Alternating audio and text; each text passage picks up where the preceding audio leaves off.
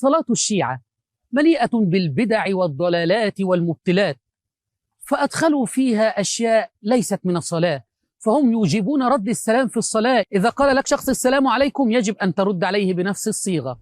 جواد من كربلاء يقول: هل يجوز للمصلي رد السلام؟ يجوز للمصلي رد السلام، بل يجب. يعني أنت إذا قاعد تصلي متلبس بالصلاة، إجا واحد سلم عليك، يجوز ترد السلام؟ نعم يجوز. وين كنت أنت تصلي؟ يجوز. مو فقط يجوز بل يجب رد السلام. لكن إذا واحد ما رد السلام، سلم عليه وما رد السلام، مضى في صلاته. شنو حكم الصلاة؟ صلاة صحيحة من ناحية الحكم الوضعي، صلاة صحيحة. تكليفا ارتكب إثم آثم. يوجبون رد السلام في الصلاة كما رأيت، ويحرمون الصلاة بصورة فيها سجدة. سبحان الله، يحرمون قراءة القرآن ويوجبون رد السلام.